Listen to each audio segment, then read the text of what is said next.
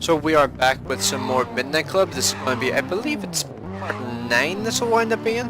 I'm going to try and do the last 3 races of Tokyo in this video because I realized I kind of stopped the previous video at a bit of an awkward time. I probably should have done at least one more race just so that it actually made sense, but I think this video is probably going to be a bit longer than normal because I didn't really consider how many races were actually left. I thought there was actually another one before the champion for Tokyo, but no. But as soon as I saw Kenichi was unlocked, I should have realized that, well, I should have just did Zen's race at the same time, just try and get that out of the road and get it finished. So, I'm going to race Kenichi here first because I really like Kenichi's car. I think the Saiku XS, which is what that thing's called, is just an awesome car. It's crazy looking, and from what I remember, it's great to drive as well. Plus, it has the same engine note as the Monstro, the last car that you get prior to Dice's in LA. I just think that car is just incredibly cool. Like, it was my favorite car in the game whenever I was a kid because I just thought it looked ridiculous and awesome. Like, I genuinely thought that thing looked like a Batmobile until you get a car a bit later. But yeah, it's just such a crazy looking car, and the engine note, just everything put together with that car just makes it just so goddamn awesome. And from what I remember as well, this guy's races are pretty interesting. Like, I think he has one race which is bizarre, but I think the other 2 races are just normal races from what I recall. It's kind of tricky to remember. It's been so many years since I've actually raced this guy. One thing I do remember is I think it's easier to beat this guy's race in comparison to Zen's race. I remember Zen's race being kind of annoying and taking ages to do. But then again, I also remember the Tokyo Champions last race being long, but not the hardest race in the world. So hopefully I'll be able to like nail all 3 of these races out here today. But I'm gonna want Kenichi's car in order to be able to beat Zen, just to make it as easy as possible, pretty much. Because Zen drives motorbikes in all of his races. I think he has 2 races, and from what I remember, Zen's that was that a Jun advert? That was interesting. I'm pretty sure Jun is like a bit of like makes car parts. Huh. That was kind of surprising, but yeah, like he drives motorbikes in both of his races, and motorbikes can be pretty tricky to beat. I think, have I gone the wrong way? I actually don't remember. I think you can jump down here. Oh, right, it's up there. My bad. I was trying to be a smartass and did not work at all. So, yeah. Should remember there because, well, the blue and white thing. Or not the blue and white thing, sorry. Because of the white circle around it, it means either above ground or below ground. I should remember that. Just a complete rush shit brain right there. Oh, and you may be wondering why I've chosen to use this thing here. It's pretty much because I tried this thing out a little bit more after the previous recording finished. I remember just thinking to myself, this thing is not as bad as I thought it would be. Like, I remember like in a previous recording, like whenever I was driving this thing, I was just kind of like, this thing doesn't feel like great to drive, but I tried it a bit further and it's actually not bad. It's very like the Brainson V, but different in some ways. Like it's not a bad car in the slightest. It's just a bit different from what I was used to. Yeah, this is the bit where it gets awkward and shit like that can happen because, well, the eyes are kind of weaving all over the place and you need to try and get through them without causing too much of an issue. But then again, shit like that can happen too, which can make things a bit easier for you. Now the question is, how much longer of this... Oh wow, wait, there's 2 checkpoints. Okay, need to get some speed up here now.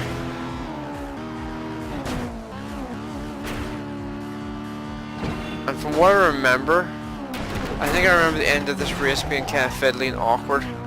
So I think you need to go down over here and then across there. Because I remember if you go down that road that I was originally on, you end up underground, which means you can't actually get over here. So I think this is actually the fastest route over here, and it is. That's actually worked out pretty nicely there. Okay, so that's race 1 done. I think this is the weird race now. It's this. I remember this just confusing the crap out of me whenever I was a kid. Just like, what the hell? Why am I driving a cop car? And from what I remember here as well, I think the way this works pretty much is if you do this, you can try and get a few of them at the very, very beginning. Because I think all you have to do is touch them, and it counts as like a knockout. So let's try and get as many of them as quickly as possible. So that's a bunch of them there. Okay, so I've gotten all the ones at the front. Just using my mirrors just like to tell where exactly they're going.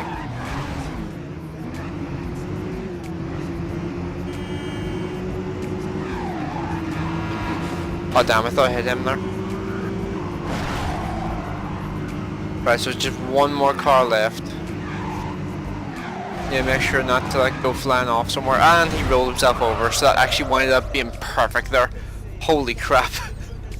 That worked out so well. That was actually remarkably easy in comparison to what I was expecting, because it's such a weird event. I completely expected that to be next to impossible, but that actually winded up being fairly easy. Thank God for that. Jesus.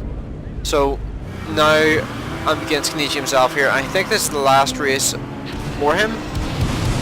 But I do remember it being a relatively long race in comparison to the previous ones. Like that previous event, I got really lucky and got that done very quickly. But I remember this race here being pretty tricky. There's a lot of twists and turns you have to remember. So let's rush down here. Handbrake. Also, the amount of traffic in these races as well can really catch you out. I've said that multiple times over the course of this playthrough, but shit like that can happen so easily in this game.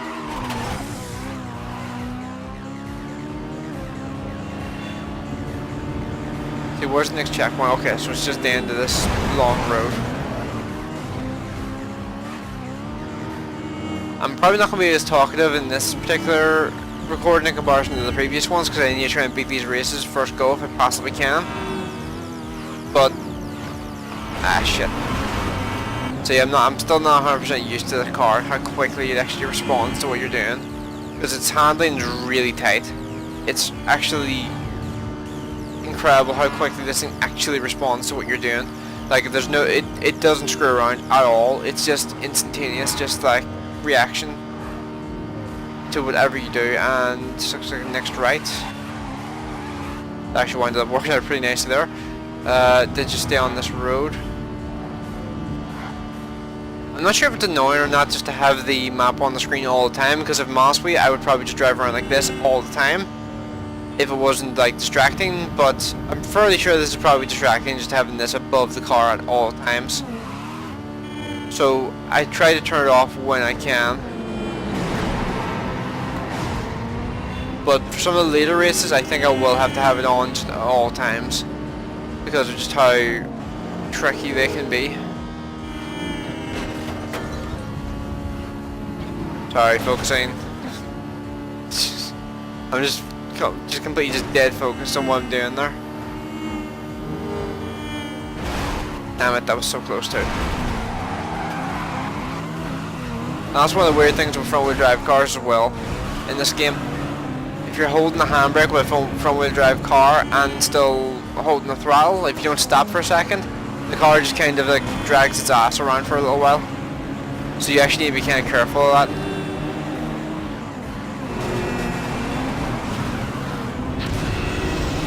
Now I tend to use a bit of NOS.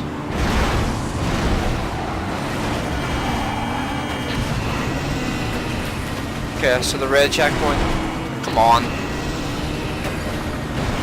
Seriously, are you shitting me? All of the shit just started falling in my way there. Ah, god damn it. That was going really well for the most part, and then just all of the shit just fell in my path there at the end. So I need to make it to that last part ahead of all these stupid fuckers. Because if I don't, then they're going to cause chaos and make it impossible for me to get a clean run. I made one mistake near the end of that race that costed me that race, and that was like crashing into that one car and hitting the truck and then hitting another truck, because hitting that one car just completely screwed up the flow of that race. So yeah, like racing games of this time period were so much more brutal than racing games of today, because right now games now you have things like rewind and stuff. There's nowhere near as much pressure to do things right the first time, because you can just rewind until you get it right. In games like this, there's no crap like that. It's literally just like you either get it right first time, or you try or you try the entire race again and again until you get it right. It doesn't hold your hand in the slightest, and also you have to work out the way to go yourself pretty much. And it's all about trial and error, trying to learn the track, learn exactly where to go, and find the best route to do things, and find shortcuts if you possibly can, following the AI. A lot of the time is what I did whenever I first started playing this game, to learn the route of the track and then try and get past them near the end. It was actually kind of amazing to me just how often that would actually work though. Like just following the AI for like 90% of the race, and then just slingshotting past them at the very end. See, when shit like that happens, what are you supposed to do? Like, both of those cars just came at the worst possible moment. Absolutely nothing I could really do about that.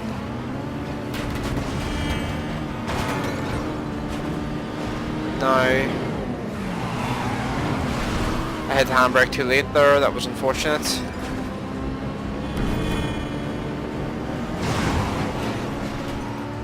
Okay, so he hit that car and knocked it out of the way for me. Let's try and stay on the path here if I can, because that's actually probably going to be a lot clearer than driving on the road.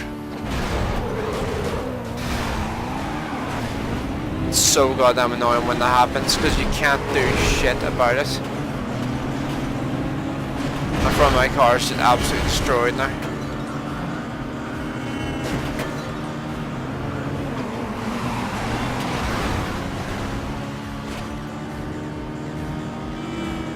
And it's this right here.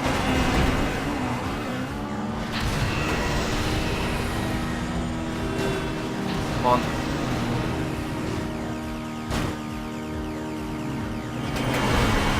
Wow, like I just hit that car right into my path there. I got really lucky with that bounce, holy crap. I think it's up a ramp. It is, yes. Oh, that's tense. That race is tense. That race is stressy as hell.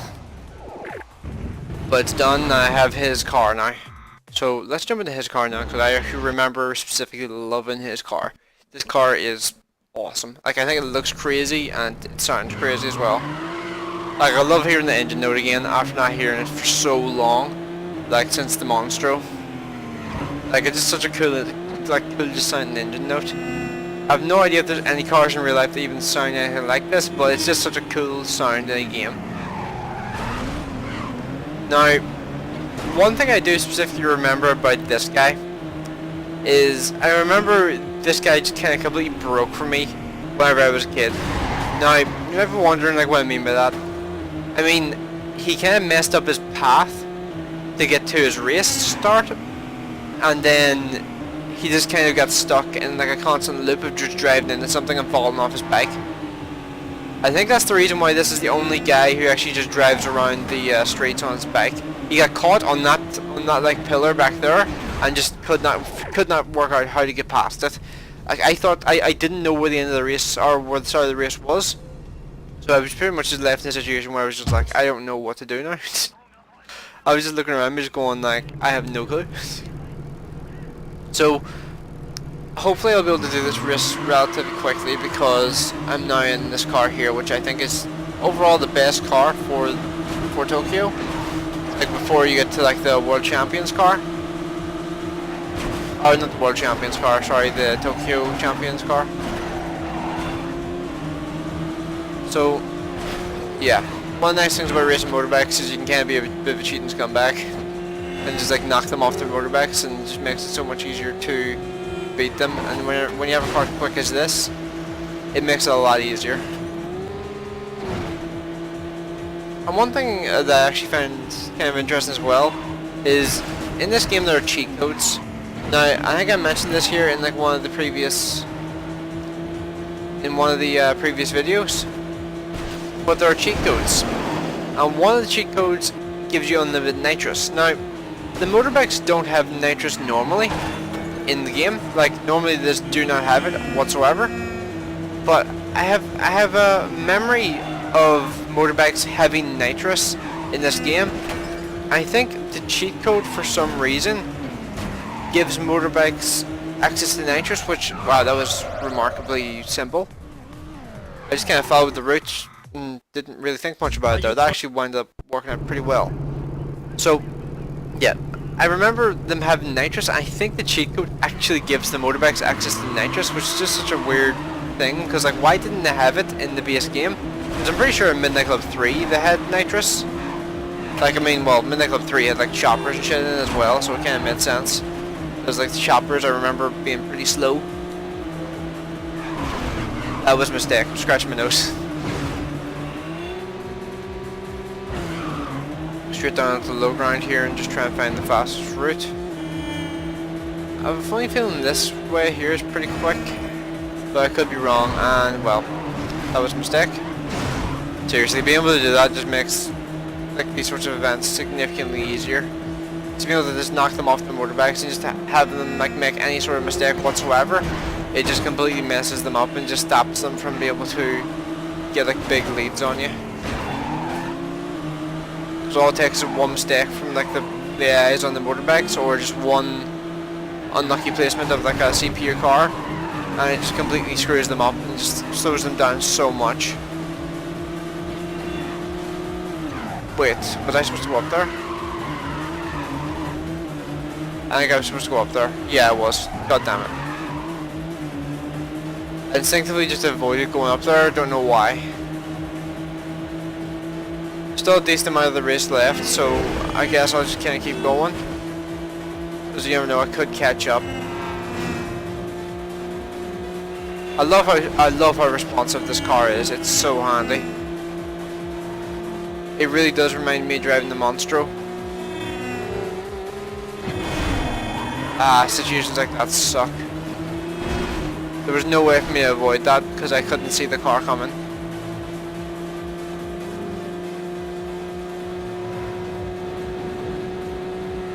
Just focusing now just to see if I can actually like keep my speed well enough to actually catch up with these guys.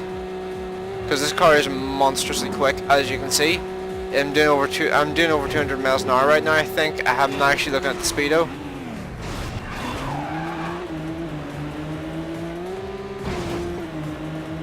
And there is still a bit of the race left, like.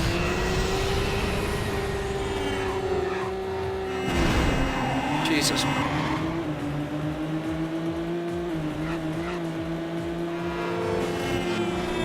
This is where the traffic starts to get brutal in this game.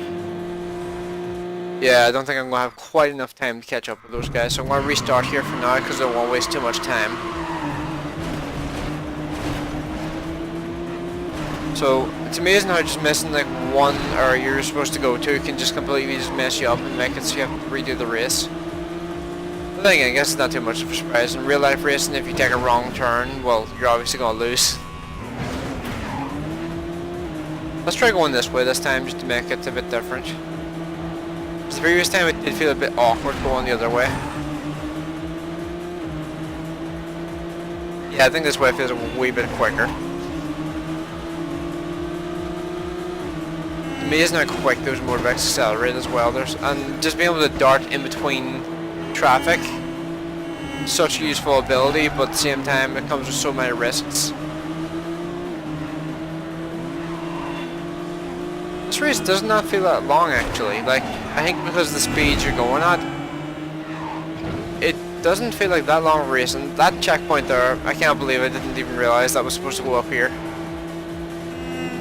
I don't know why, but I just had like a sudden rush shit to the brain and thought like, there must be another on-ramp over there. Not realizing I just kind of just drove away from the previous on-ramp. I am doing a lot of wall riding here just because I'm just like, I want to just try and get this one as quickly as possible. Jesus.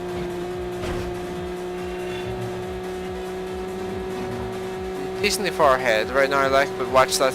That's a complete jinx. No, wait, is me pointing that out. This car is amazing. I remember why I love this thing. It's so goddamn responsive and just so fast in a straight line. It's such a good combination. Plus the sound's cool. Like, I keep saying that, but I just think this engine note's amazing.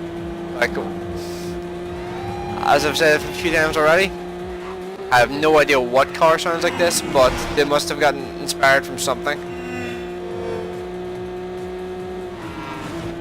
Oh, okay, I'm going down here apparently. Previous one, oh yes, that's right, the checkpoint's across the jump, I think. And let's nose it, because, you know, may as well. 200 miles per hour during that jump initially there. And I think that's that there. Is that one? Nice, okay. So now we're on to, I believe, the Tokyo Champion, because I don't think there are any more races after this. I'm going to continue with this car here, because it's awesome. And yes, there's the Tokyo Champion there. And apparently his name is Makoto. I did not know that. I was completely unaware of what his name was. Weird, his car kind of accelerates, but I think this race is just a time trial, given that there's a timer up in the top left. And given that, like, going from memory in one of the races against, I think it was Shing, there was a jump there, where that first blue checkpoint is. And I think the next, like, the slightly darker blue checkpoint, which is the next checkpoint after that one, that's that jump that I did in the previous race. So that gives me the impression that, yeah, that seems to be right too.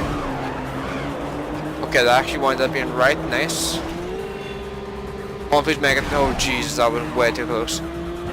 So just rush down here. Trains are really loud. And then boost over here just to make sure I make it. A lot of nitrous there because I probably would not have made that otherwise. And then just try and go for the closest road to that, I would assume. I have no idea which road is going to be the quickest here. I'll take the road that's got like the triangle corner, or the diagonal corner, this one here, because it seems just the most convenient. Jeez. Just being able to dart around, like, that's so goddamn good.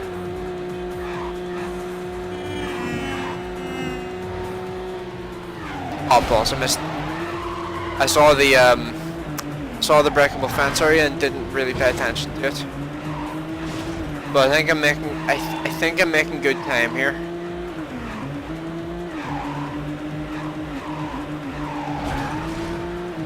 I don't think I need to.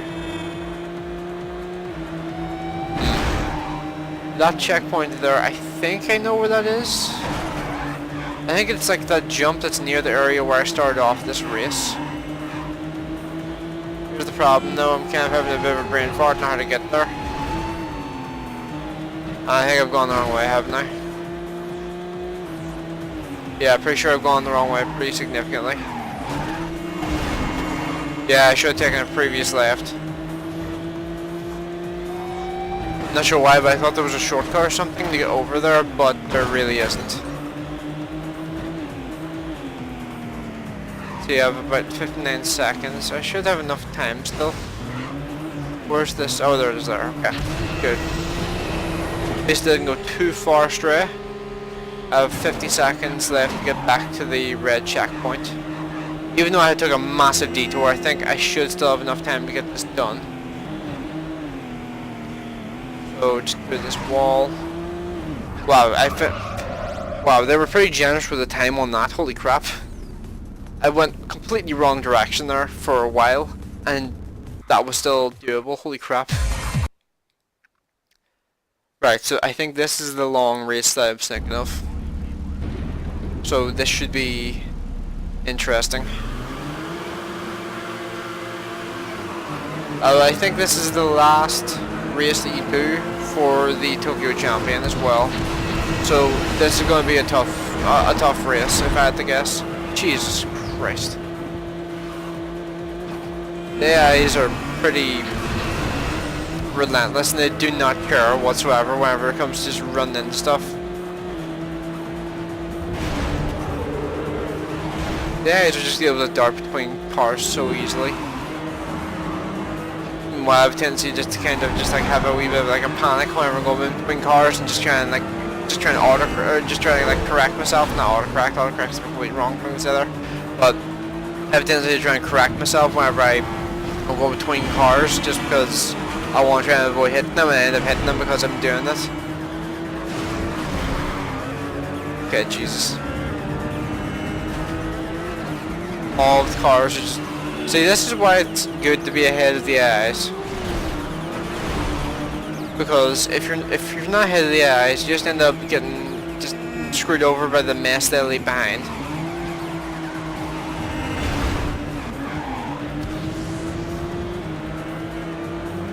So, to me, that next checkpoint looks like it's going to be over here.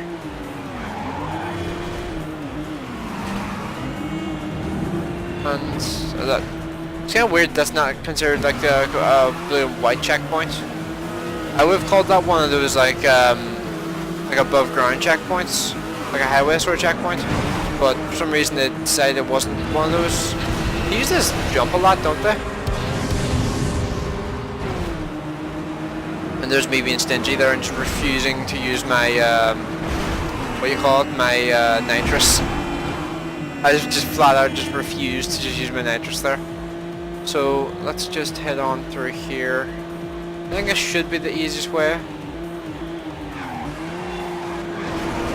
But now we're down here and that's definitely in the grass. Okay, now where do we go? This looks like this is probably the fastest way here. Just go straight line, no point in screwing around with shortcuts and stuff, you don't have to. Like that road there is pretty easy. There's a lot of traffic like, but it means there's less stuff to hit, just like walls and stuff. Like if you hit a traffic car you can kind of keep going, but if you hit a wall then it's likely to completely screw you up. Where's this next checkpoint? Okay, it's over there. I'm just kind of glancing down at the mini-map every now and then, just trying to figure out where I have to go next. But it looks like it's probably... Oh yeah, this guy here is going up there as well, so yeah, it's up here.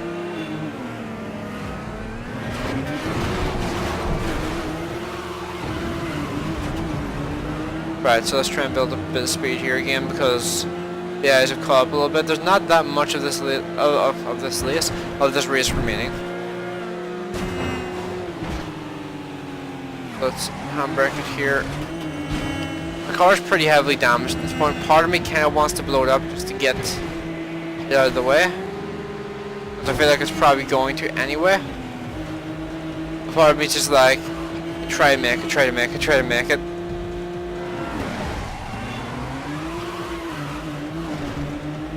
I think that's probably the fastest way to go because that way you can take a diagonal, and I think the previous guy went up here. Yeah, I can see tire tracks.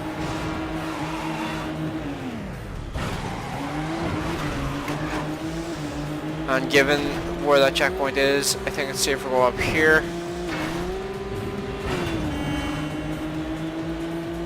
How much of this race is remaining now? I'm afraid to like take my hand away from the analog stick. Okay, so it looks like it's probably going to be a jump down here.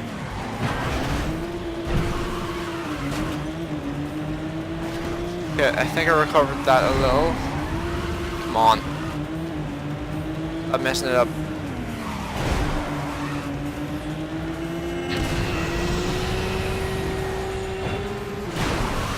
Okay, well, not catching up with the other guy now. Right, I think I actually got relatively close considering this is one of the last races I think you do in Tokyo. So hopefully I'll do this a little bit better this time and hopefully not get screwed over by the eyes quite as much. Of course. I say hopefully I don't get screwed over by the AIs as much, and the literal guy I'm racing, the main guy, just slammed straight into the front of my car. Great. Also, in case you didn't notice as well, the main guy's car, pretty much just a Nissan GTR, R34 I think. It's interesting that they chose that car. And from what I remember, I was actually reading about that car a bit online like a couple months back before I decided to try and do it this year. And I think that car is considered to be the heaviest car in the game. Now, I know that the Nissan GTRs are heavy, like the old Nissan GTRs, the R32, R33, R34. I know they're considered to be pretty heavy cars, but that car being the heaviest car in the game, I don't think that's right. Come on, that's a bit unfair to the Nissan R34.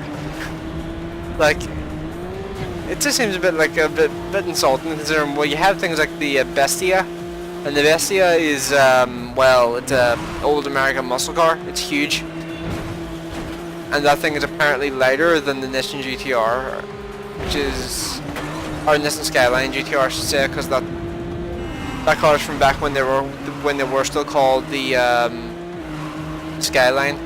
I guess that name died off. I'm not sure what happened to it. I also thought the term like Nissan Skyline sound cool.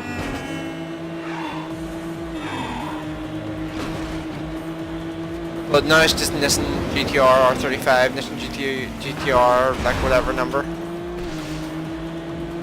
Kind of just a little bit more boring. It kind of goes like the way of like BMW and Mercedes, where like they don't really have a name. They just kind of have like a letter and then a number. Pretty dull, pretty boring. I mean, you have American cars like the Mustang, and you have Australian cars like the Falcon. Like, those are cool names. Meanwhile, you have German cars, just like what even are German car names? Like, they're just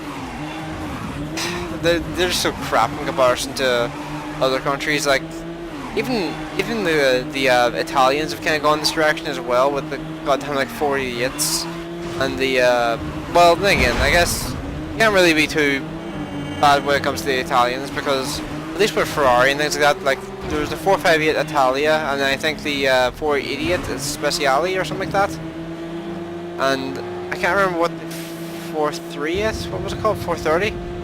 Was it 430 Scuderia?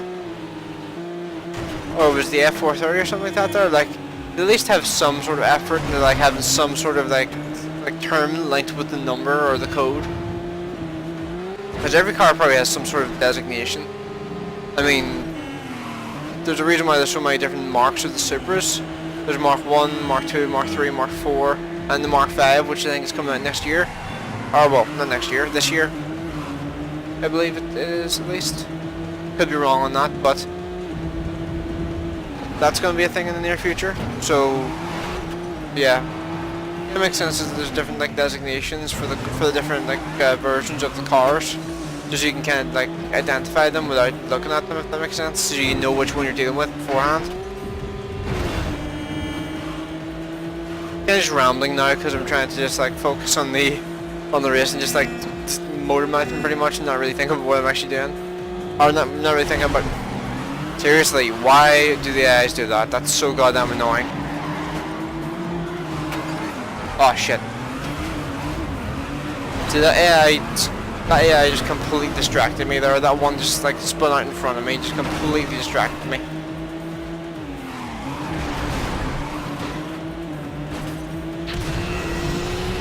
See, did that one AI screw up my race? I think it might have.